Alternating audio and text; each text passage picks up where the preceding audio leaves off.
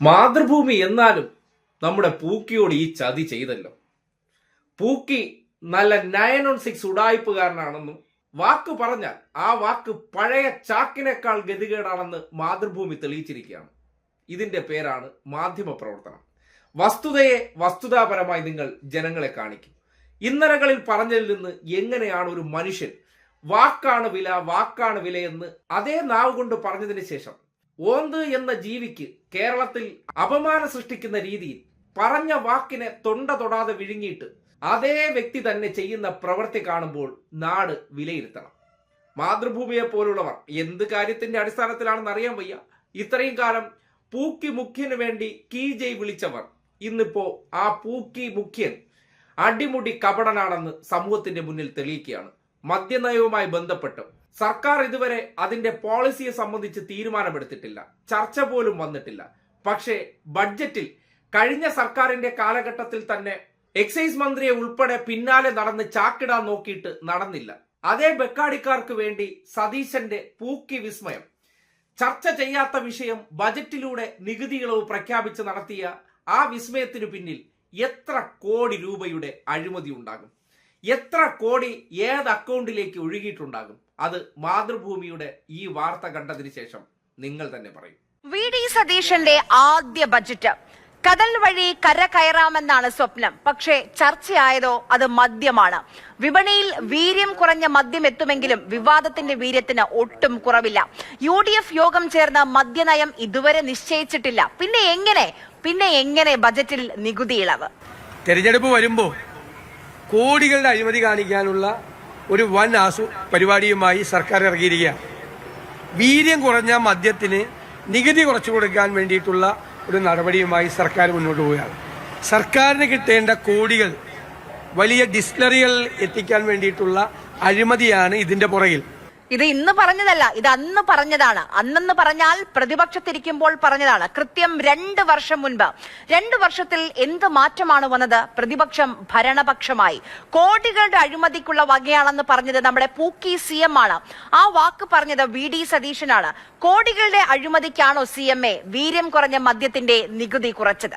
0.5% മുതൽ 20% വരെ ആൽക്കഹോൾ വീര്യമുള്ള ബിയറും വൈനും ഒഴികെയുള്ള മദ്യ ഉൽപ്പന്നങ്ങളെ ലോ ആൽക്കഹോളിക് ബിവറേജ് എന്ന ഒരു പ്രത്യേക വിഭാഗമായി പരിഗണിച്ചിട്ടുണ്ട്. ഈ വിഭാഗത്തിൽ ഉൾപ്പെടുന്ന മദ്യ ഉൽപ്പന്നങ്ങളുടെ നികുതി ഘടനയിൽ വ്യക്തത വരുത്തുന്നതിനായി അവയ്ക്ക് അനുയോജ്യമായ വിൽപ്പന നികുതി നിരക്ക് കേരള പൊതുവിൽപ്പന നികുതി നിയമപ്രകാരം നിശ്ചയിക്കേണ്ടതുണ്ട്. ഈ സാഹചര്യത്തിൽ 0.5% മുതൽ 10% വരെ വീര്യമുള്ള ഇത്തരം ഉൽപ്പന്നങ്ങൾക്ക് 120% വിൽപ്പന നികുതി നിരക്കും 10% മുതൽ 20% വരെ വീര്യമുള്ളവയ്ക്ക് 175% വിൽപ്പന നികുതി നിരക്കും നിശ്ചയിക്കുന്നു. വാക്കാണ് എല്ലാമെന്ന് പറഞ്ഞ മുഖ്യമന്ത്രിയല്ലേ ബജറ്റ് അവതരിപ്പിച്ചത്? വാക്കാണല്ലോ പ്രധാനം. വാക്ക് പറയുമ്പോൾ മറന്നുപോലെ ഭയങ്കര എളുപ്പമാണ്.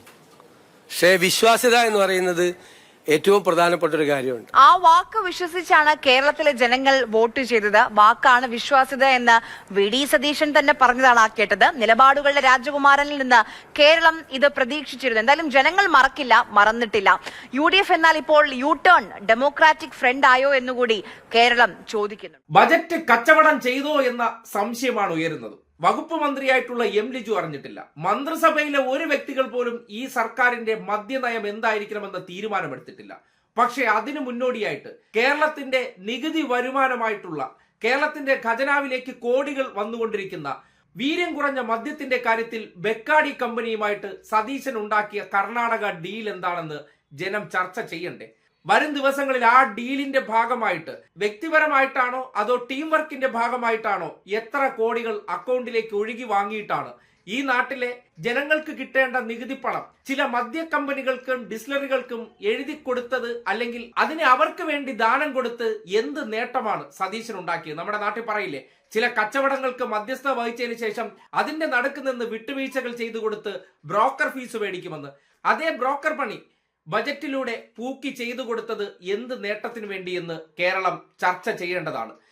ഒരു സർക്കാർ അധികാരത്തിൽ വന്ന് 1 മാസത്തിനകം കേരളത്തിന്റെ നികുതി അത് വേണ്ട, അതൊരു കമ്പനിക്ക് വിട്ടുകൊടുക്കാനുള്ള വിശാല മനോഭാവം മേനോൻ തമ്പ്രാന് എന്തുകൊണ്ടുണ്ടായി എന്ന് കേരളം വളരെ ആശ്ചര്യപൂർവ്വം നോക്കിക്കാണുകയാണ്. ആ സന്ദർഭത്തിലാണ് മാതൃഭൂമി തന്നെ ഇന്നലകളിൽ പറഞ്ഞ കാര്യവും ഇന്ന് പറയുന്ന കാര്യവും വാക്കിന്റെ കാര്യവും എടുത്തു കാട്ടിക്കൊണ്ട് ഒരു വ്യക്തിയുടെ 3 നിറങ്ങൾ, ആ നിറങ്ങൾ ജനം തന്നെ കണ്ടതിന് ശേഷം പറയൂ എന്താണ് നാക്ക് കൊണ്ടുള്ള വൈദഗ്ധ്യം കൊണ്ട് ഒരു വ്യക്തി ഓരോ സന്ദർഭങ്ങളിലും വിദഗ്ധമായി അഭിനയിക്കുന്നത് എങ്ങനെയെന്ന്. ഈ നാട്ടിലെ ജനങ്ങൾക്ക് ഓർമ്മക്കുറവുണ്ട്, ഒരു ദിവസം പറയുന്നത് പിന്നെ ഓർക്കത്തില്ല എന്നുള്ള ചിന്താഗതിയുടെ അടിസ്ഥാനത്തിൽ ഇമാതിരി വാചക കസർത്തുകൾ നടത്തുമ്പോൾ ചാനലുകളുടെ വീഡിയോ ലൈബ്രറികളിലുള്ള ഇത്തരം പ്രതികരണങ്ങൾ ഒന്ന് ജനങ്ങളെ കാണിച്ചു കൊടുത്താൽ മാത്രം മതിയാകും. ഇന്നലകളിൽ എന്തു പറഞ്ഞു, ഇന്ന് എന്ത് പ്രവർത്തിക്കുന്നു, അതിനുശേഷം വാക്കിനെ കുറിച്ച് വാചാലനാകുന്ന അടിമുടി ഒരു കപട പൂക്കിയെ സമൂഹത്തിന് മനസ്സിലാക്കാൻ.